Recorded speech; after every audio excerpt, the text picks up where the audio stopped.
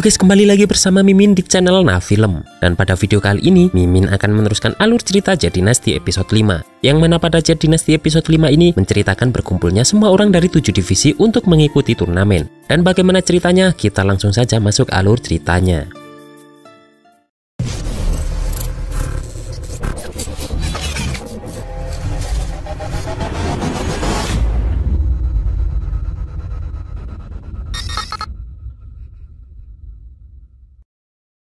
Di sini Jingyu pun menyerang Ling dengan pedang naganya. Xiaofan pun tak bisa berbuat apapun karena kekuatannya yang tak sebanding dengan mereka berdua.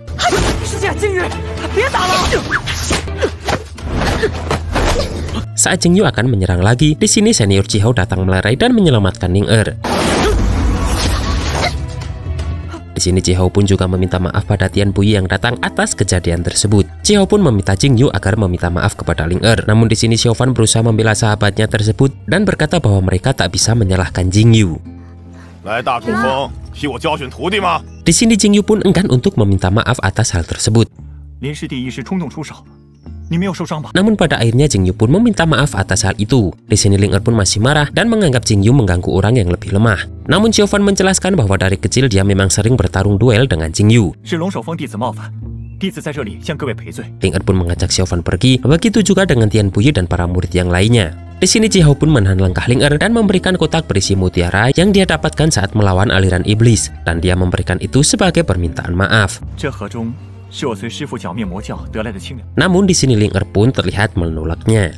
Chihao pun membuka kotak tersebut dan memperlihatkan mutiara kecil itu. Karena permintaan maaf yang tulus dari Chihao, akhirnya Ling pun menerima mutiara tersebut.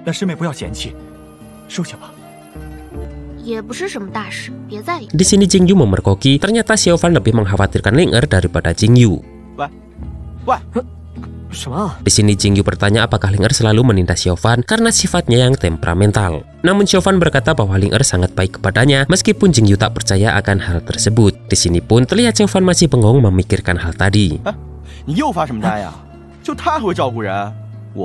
Jingyu pun bertanya apakah Xiaofan ikut turnamen pertemuan 7 divisi karena turnamen ini diadakan 60 tahun sekali. Di sini Xiaofan pun berkata jika dia akan mengikuti saja apa kata gurunya. Mereka yang hanya bergabung selama 5 tahun saja sudah beruntung bisa mengikuti turnamen tersebut. Di sini Jingyu pun mengajak Xiaofan berjuang dan jangan sampai mempermalukan nama desanya. Di sini pun Xiaofan yakin jika Jingyu akan mendapatkan hasil yang memuaskan.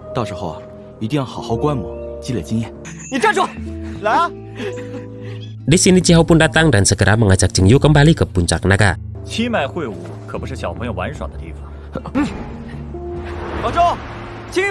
Pada malam harinya Xiaofan pun masih memandangi seruling yang akan dia berikan kepada Ling. Namun dia dikagetkan oleh Ling yang tiba-tiba muncul dari jendela kamar Xiaofan. Di sini Ling pun meminta untuk masuk ke dalam kamar Xiaofan, dan setelah masuk, Ling pun langsung meminta Xiaofan menutup pintunya. Ling pun bertanya kenapa Xiaofan membiarkan Jingyu menindasnya tadi. Namun Xiaofan menjelaskan bahwa dia dari kecil memang selalu menantangnya, namun tak pernah menang melawan Jingyu. Mendengar itu, Ling pun memberikan sesuatu kepada Xiaofan. Dan saat Xiaofan membukanya, dia terkejut karena itu adalah buku cara menembus aliran Supreme Mystical tahap ketiga.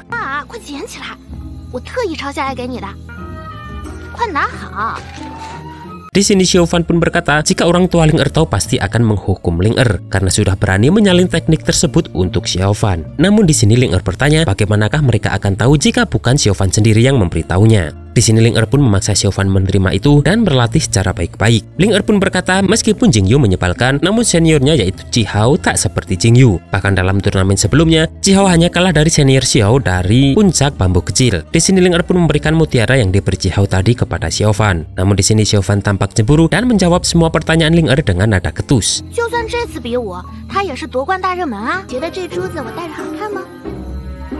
Melihat wajah Xiaofan yang tak enak begitu, Ling pun langsung pamit pergi.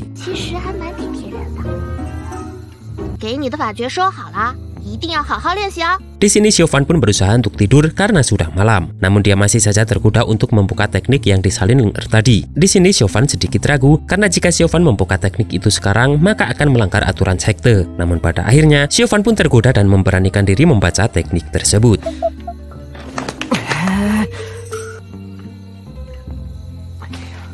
Saat membacanya, di sini Xiaofan pun merasa familiar dengan teknik tersebut.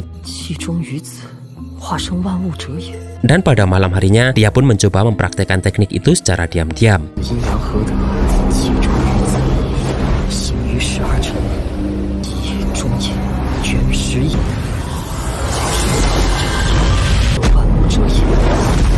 Di sini pun Chauvin berhasil mengeluarkan kekuatan dari telapak tangannya dan energi sejati lapisan ketiga, bahkan tak ada bentrokan sedikit pun setelah melalui 100 tulang. Bahkan memiliki efek yang sama dengan kebijaksanaan agung dalam dirinya.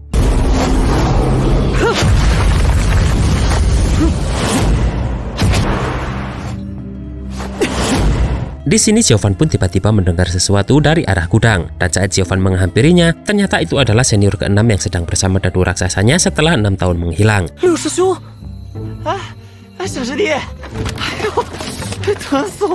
Di sini senior ke-6 itu menunjukkan sesuatu kepada Chauvin, dan ternyata dadu-dadu raksasa tadi tiba-tiba menjadi kecil saat dikontrol oleh senior ke-6. Di sini senior ke-6 berkata jika itu adalah dadu ilahi, yaitu dadu harta yang dia latih selama ini. Chauvin pun berkata jika pasti tak akan ada yang menang saat bertaruh dengan senior ke-6. Namun senior ke-6 menjelaskan bahwa dadu tersebut diukir dari inti pohon mutiara berusia 1000 tahun dan pasti bukan untuk berjudi, karena butuh beberapa usaha untuk menemukan pohon di tepi sungai air merah di selatan, dan dia pun akan mengandalkan dadu tersebut untuk turnamen bela diri 7 divisi.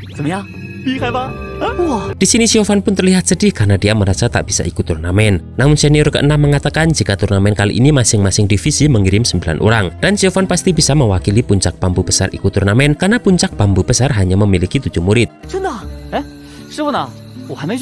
Pada pagi harinya di puncak naga, terlihat Jing Yu yang melatih pedang naganya. Saat dia mengeluarkan naga pengguncang kota, semua murid tahu jika itu adalah warisan sejati milik guru Zhang Son. Di sini tiba-tiba Zhang Son datang dan berkata jika Jing Yu berlatih pedang tersebut sangat cepat. Zhang Son juga memperingatkan jika Jing Yu harus berlatih lebih keras agar menjadi yang teratas di pertemuan bela diri 7 divisi. Di sini Zhang Son pun berpesan kepada muridnya agar tak mengecewakannya kali ini, karena puncak naga selalu mendapatkan posisi bagus di masa lalu setelah mengasah teknik pedang selama 60 tahun.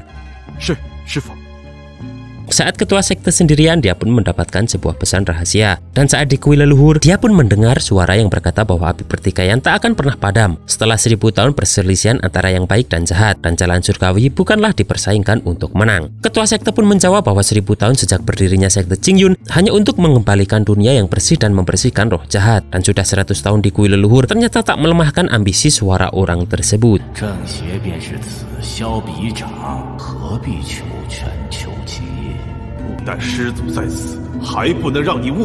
Pada hari berikutnya, semua murid puncak bambu besar bersiap berangkat ke pertemuan bela diri 7 divisi. Murid yang lain pun menggunakan pena untuk senjata daripada pedang. Ling Er pun bertanya kenapa Chauvin belum juga datang. Dan ternyata di sini Chauvin masih sibuk memasak untuk para seniornya. Di sini asap dari perapian tersebut bisa seketika hilang disedot oleh tongkat yang dibawa Chauvin. Tak lama kemudian Chauvin pun segera keluar dan memberikan bakpao buatannya kepada semua seniornya. Di sini pun Ling Er bertanya kenapa Chauvin membawa tongkat hitam dalam kompetisi 7 divisi. Di sini Ling Er pun memberikan pedang kepada Chauvin untuk dijadikan senjatanya daripada tongkat tadi. Di sini Ling Er pun mengatakan jika ini adalah waktu yang bagus untuk Chauvin untuk mencari pengalaman. Tak lama kemudian Guru Tian Buye dan istrinya datang dan meminta Darren membawa Chauvin terbang bersamanya, sedangkan yang lainnya masing-masing membonceng 1 orang. Di sini pun semuanya langsung terbang untuk berangkat menuju tempat turnamen diadakan. Namun Chauvin di sini tetap tak lupa membawa monyet kecilnya tersebut. Mereka menunggangi pena, dadu, dan pedang untuk terbang.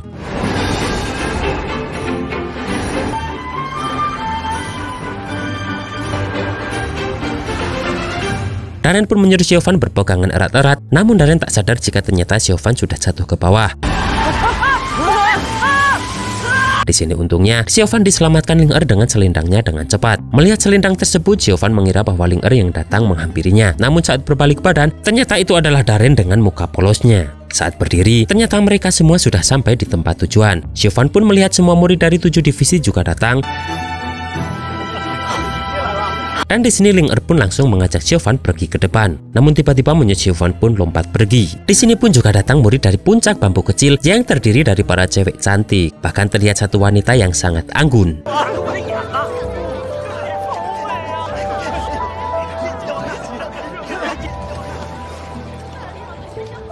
Dan itulah guys alur cerita Jedinas di episode 5 ini. Siapakah wanita anggun yang datang tersebut? Kita cari tahu kebenarannya di Jedinas di episode 6. Dan akhir kata, see you next episode.